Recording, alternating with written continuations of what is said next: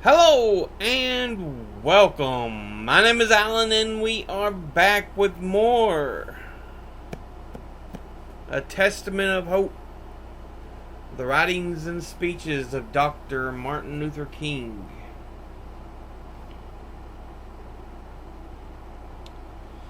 This part we are going to... hiccups.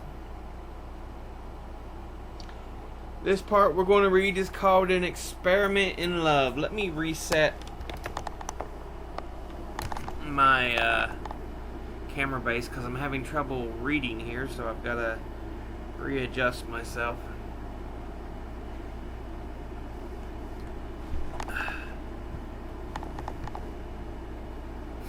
There we go. It's called An Experiment in Love. King relied heavily on the systematic analysis of the Christian concept of love in the work of Anders Nygren, a noted Swedish theologian. In his important study titled Agape and Eros, 1953, Nygren argued that the New Testament concept of love, transliterated from the Greek as agape, is the most powerful creative force in the universe. It is God's love for humanity. According to Nygren, agape does not recognize value, but creates it. Agape loves and imparts value by loving. The man who is loved by God has not value in himself. What gives him value is precisely the fact that God loves him.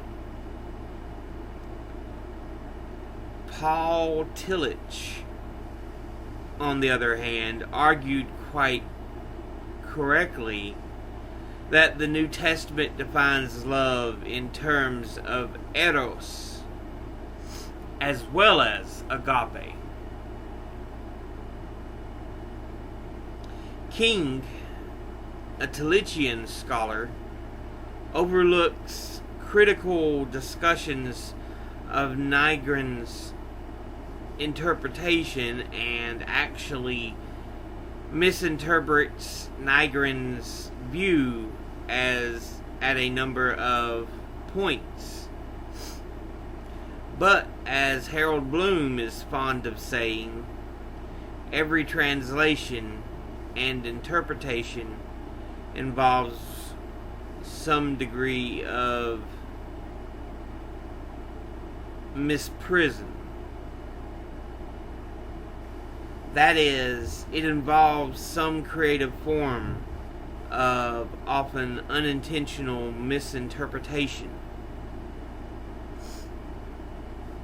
Fortunately, King's interpretation, both of the New Testament concept of love and Nygren's analysis of it, introduced a fresh application of the concept from the standpoint of Christian social ethics when he argues in this article that agape is a willingness to go to any length to restore humanity. Now, from the beginning, a basic philosophy guided the movement. The guiding principle has since been referred to variously as nonviolent resistance. non-cooperation, and passive resistance.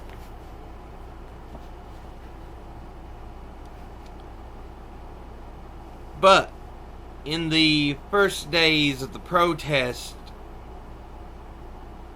none of these expressions was mentioned. The phrase most often heard was Christian love. It was the Sermon on the Mount, rather than a doctrine of passive resistance, that initially inspired the Negroes of Montgomery to dignified social action.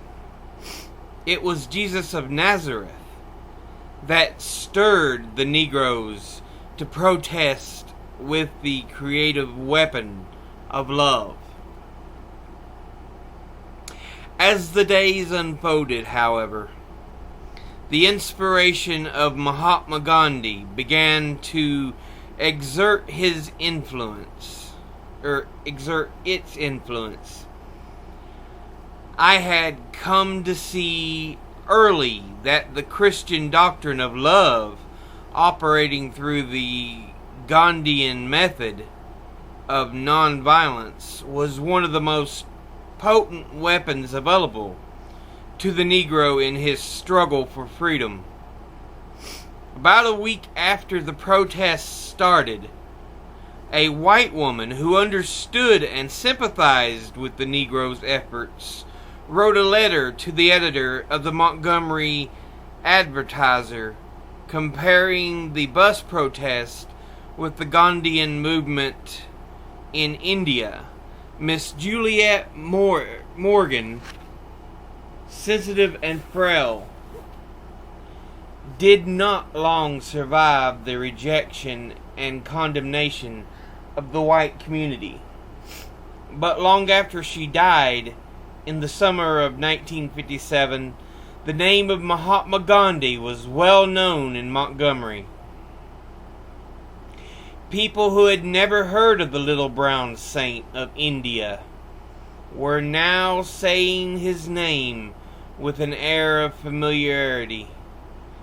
Nonviolent resistance had emerged as the technique of the movement, while love stood as the regulating idea. In other words, Christ furnished the spirit and motivation, while Gandhi furnished the method.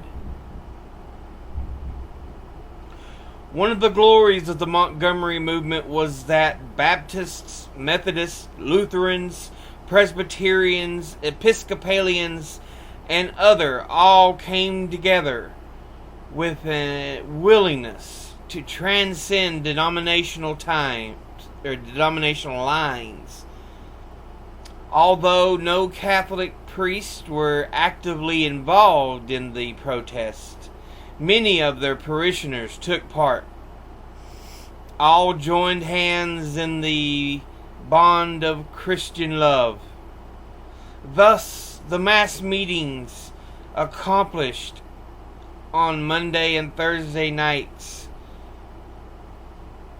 what the Christian church had failed to accomplish on Sunday mornings. In my weekly remarks as president of the Resistance Committee, I stressed that the use of violence in our struggle would be both impractical and immoral.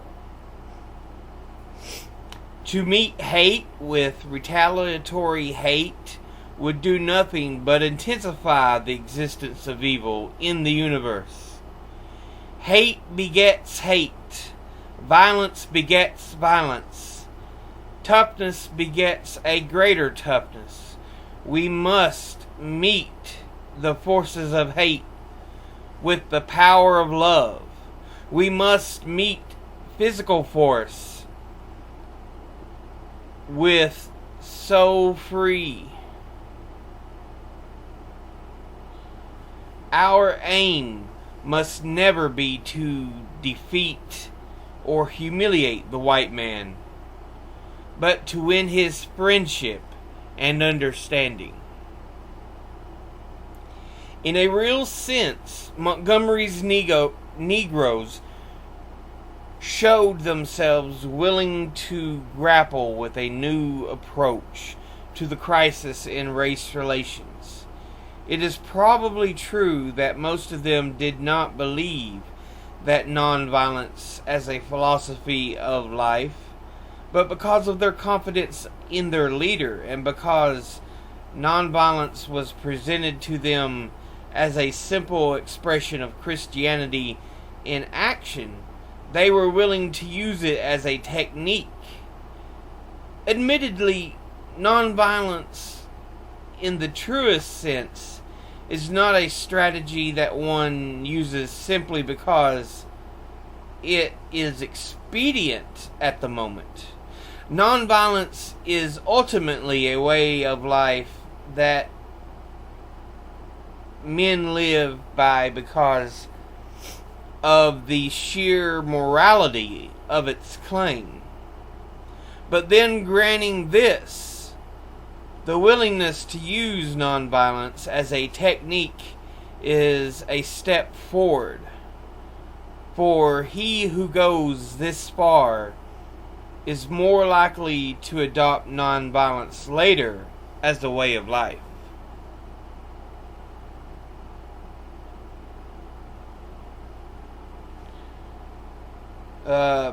It must be emphasized that nonviolent resistance is not a method for cowards.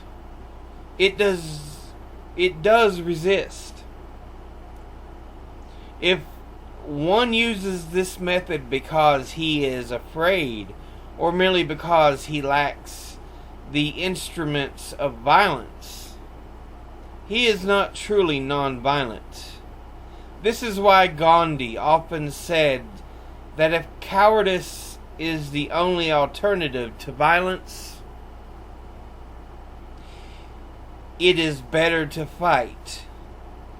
He made this statement conscious of the fact that there is always another alternative.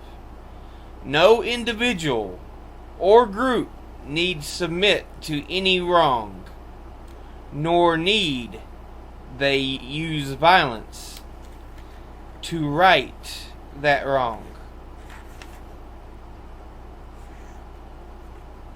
Okay. There is the way of nonviolent resistance. This is ultimately the way of the strong men. It is not a method of stagnant passivity.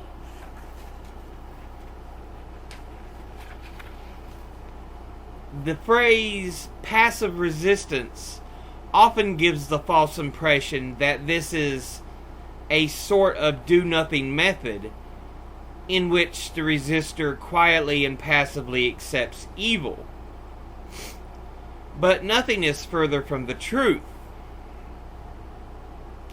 For while the nonviolent resistor is passive in the sense that he is not physically aggressive toward his opponent, his mind and emotions are always active, constantly seeking to persuade his opponent that he is wrong. The method is passive physically, but strongly active spiritually. It is not passive non-resistance to evil. It is active non-violent resistance to evil. Gotta take a drink here. My stomach is hot, hot, hot.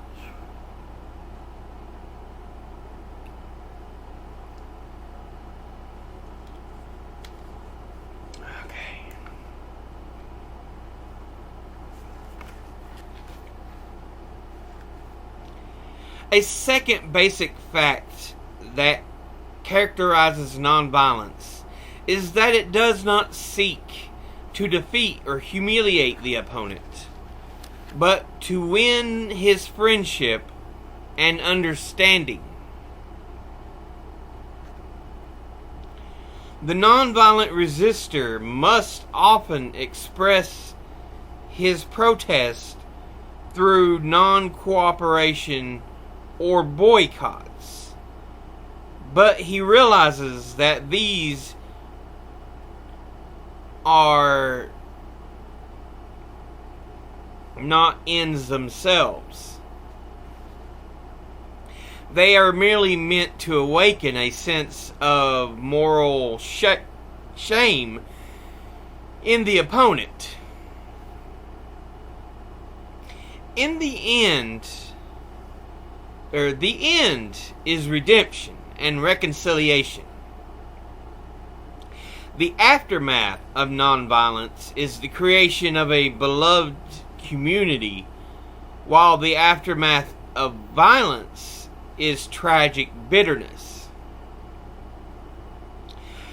The third characteristic of this method is that the attack is directed against forces of evil rather than against persons who happen to be doing the evil. It is evil that the nonviolent resistor seeks to defeat, not the persons victimized by evil. If he is opposing racial injustice, the nonviolent resistor has the vision to see that the basic tension is not between races. As I like to say to the people in Montgomery, the tension in this city is not between white people and Negro people. The tension is, at bottom, between justice and injustice, between the forces of light and the forces of darkness. And if there is a victory, it will be a victory not merely for 50,000 Negroes, but a victory for justice and the forces of light. We are out to defeat injustice and not white persons that may be unjust. A fourth point that characterizes nonviolent resistance is a willingness to accept suffering without retaliation, to accept blows from the opponent without striking back. Rivers of blood may have to flow before we gain our freedom, but it must be our blood. Gandhi said to his countrymen, "The nonviolent resistor is willing to accept violence if necessary, but never to inflict it. He does not seek to dodge jail. If going to jail it is necessary, he enters it as a bridegroom enters the bride's chamber." One may well ask, what is the nonviolent resistor's justification for this ordeal, to which he invites men for the mass political application of the ancient doctrine of turning the other cheek? The answer is found in the realization that unearned suffering is redemptive. Suffering, the nonviolent resistor realizes his tremendous educational and transforming possibilities. Things of fundamental importance to people are not secured by reason alone, but have to be purchased with their suffering, said Gandhi. He continues, suffering is infinitely more powerful than the law of the jungle for converting the opponent and opening his ears, which are otherwise shut to the voice of reason.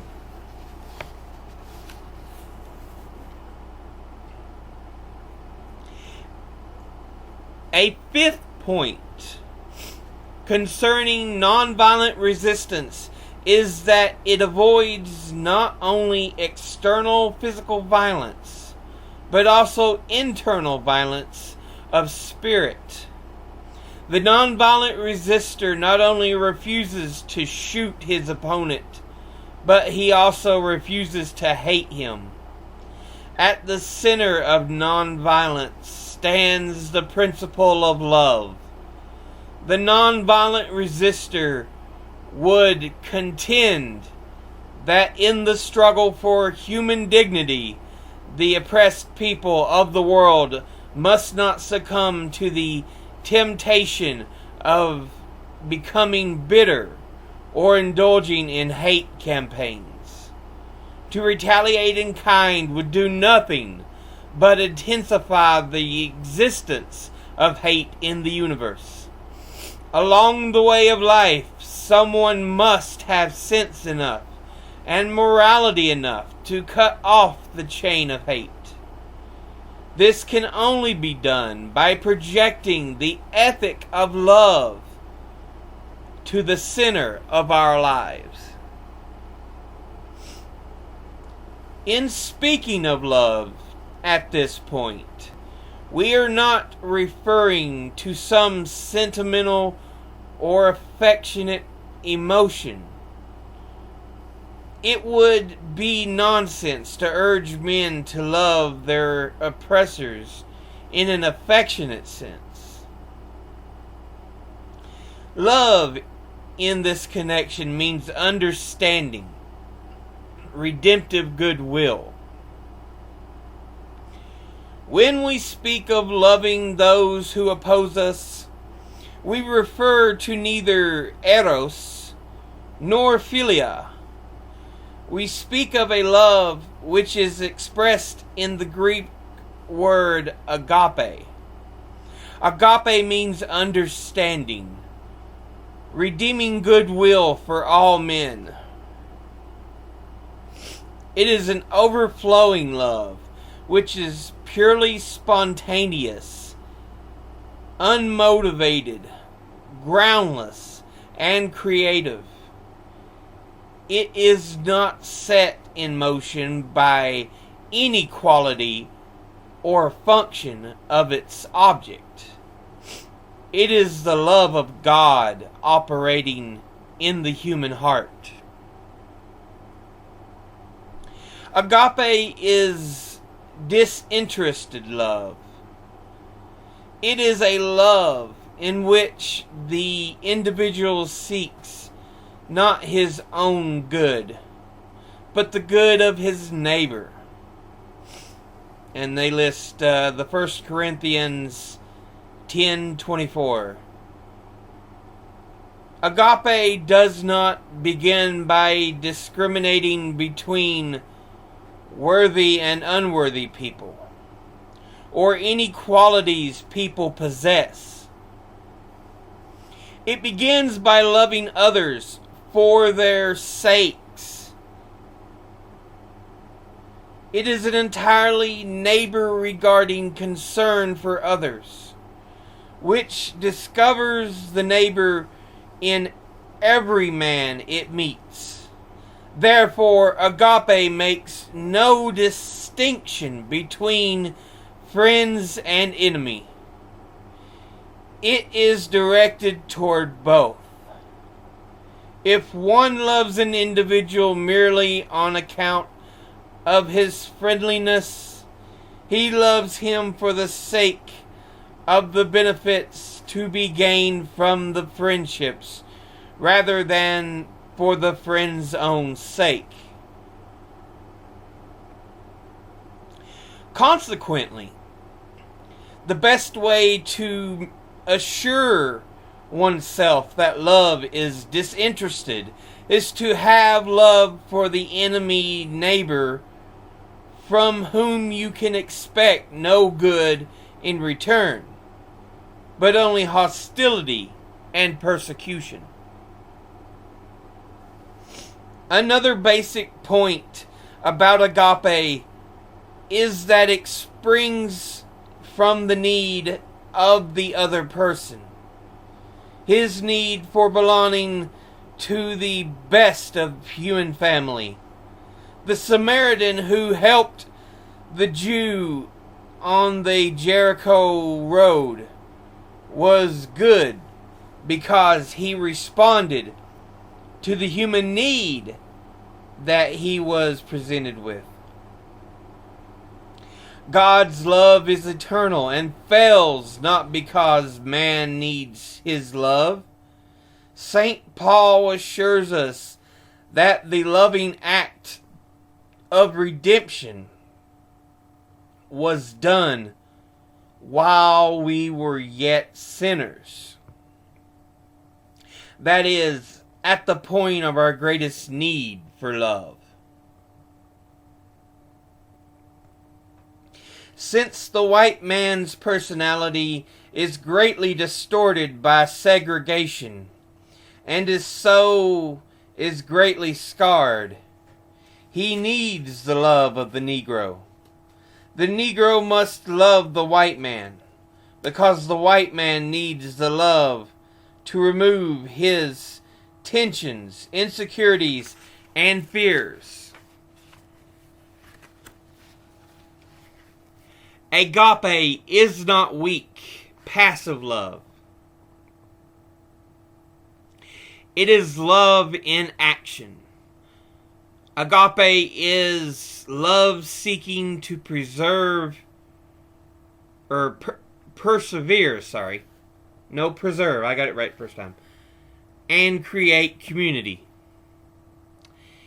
It is insistence on community when one seeks to break it. Agape is willingness to go to any length to restore community. It doesn't stop at the first mile, but it goes the second mile to restore community. It is a willingness to forgive, not 7 times, but 20 times 7, but 20 times 7 to restore community.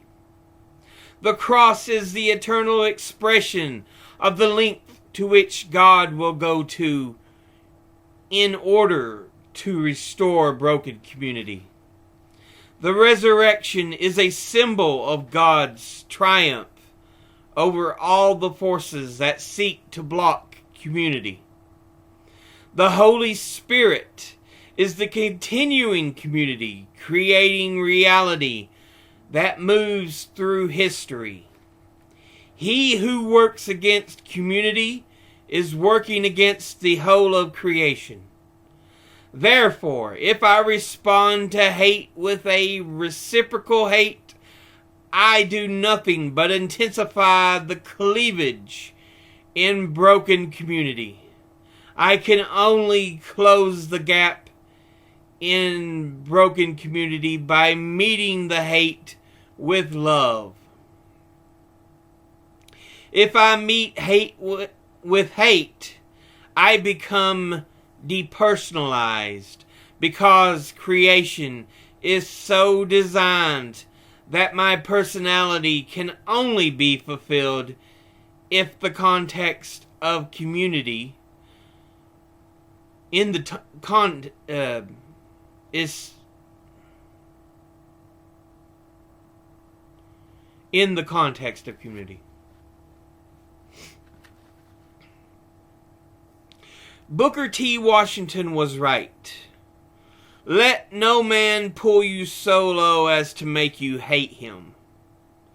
When he pulls you that low, he brings you to the point of defying creation and thereby becoming depersonalized. In the final analysis, agape means a recognition of the fact that all this is interrelated. All humanity is involved in a single process, and all men are brothers. To the degree that I harm my brother, no matter what he is doing to me, to the extent I am harming myself, to that extent I am harming myself. For example, white men often refuse federal aid and education in order to avoid giving the Negro his rights. But because all men are brothers, they cannot deny Negro children without harming their own. They end all efforts to the contrary by hurting themselves. Why is this? Because men are brothers. If you harm me, you harm yourself. A sixth basic fact about nonviolent resistance is that it is based on the conviction that the universe is on the side of justice. Consequently, the believer in nonviolence has deep faith in the future. This faith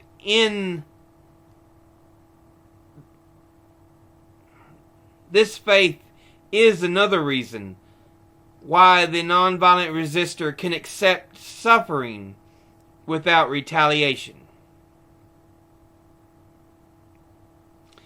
For he knows that in his struggle for justice, he has cosmic companionship. It is true that there are devout believers in nonviolence who find it difficult to believe in a personal God. But even these persons believe in the existence of some creative force that works for universal wholeness. Whether we call it an unconscious process, an impersonal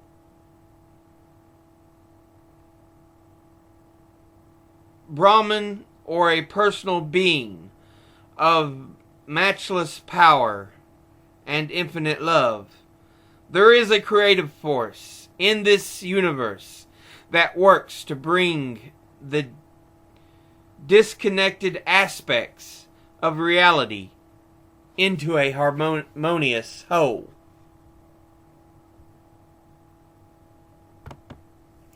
And that is what he has said or written.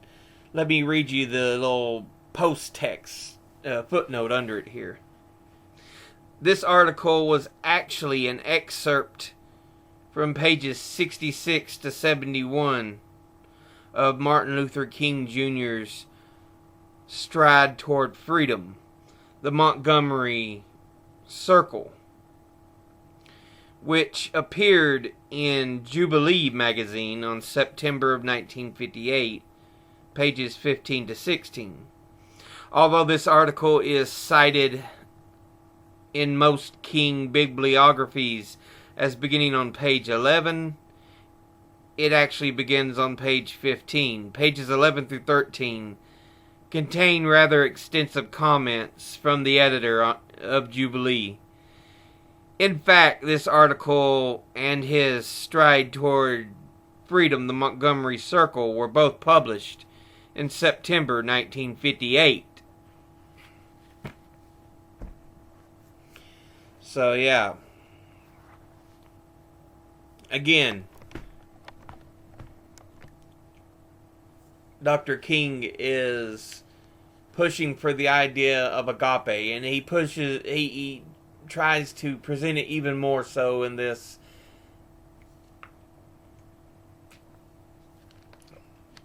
that it's a love of them for being human.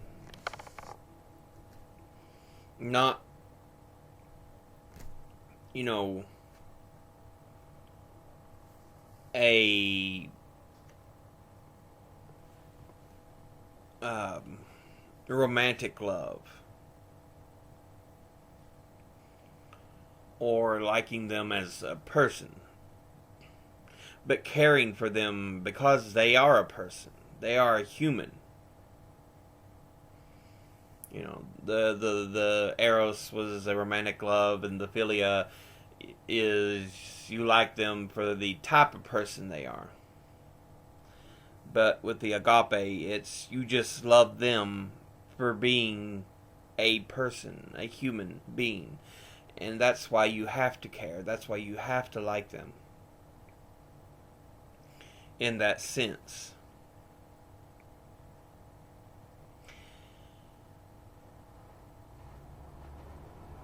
So, yeah. He points out the necessity of nonviolence and really shows how much influence he received from Gandhi's nonviolent protest that eventually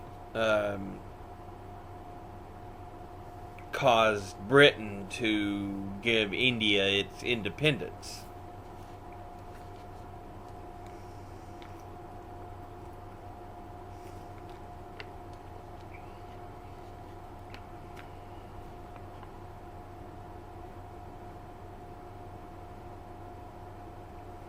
And he also wants to make the point known that nonviolent resistance is not cowardice. It reminds me a lot of the protests currently being attacked by federal troops in Portland. We've seen a veteran, two veterans, one a Navy veteran and the other a Vietnam veteran. The Vietnam veteran did not touch the federal troops, but he was just telling them what they were doing was wrong. Even with the evils that were committed in Vietnam, they still tried to serve their country. And the troops just came up and pepper sprayed him, even though he did nothing physically towards them. They pepper sprayed the Vietnam vet. And then I'm sure many of you have probably seen the footage of the Navy veteran who just stood there as they beat him with a baton and did not flinch until they pepper sprayed him as they was beating him. Even then, he did not, show much in the way of pain. It was just he had to turn away.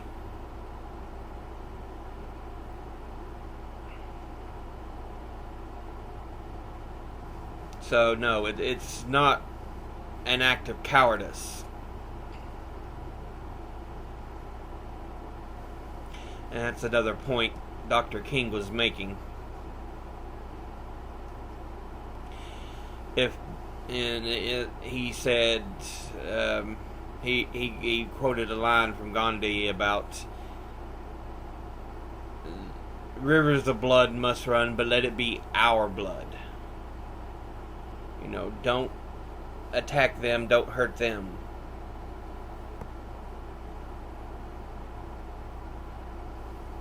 So, yeah. But that will be it for now. As always, educate thyself. Think, read, study, learn. Someone tries to cite you or tells you something you have trouble believing, ask them to cite their sources. I'll see you all in the next video. Until then, later.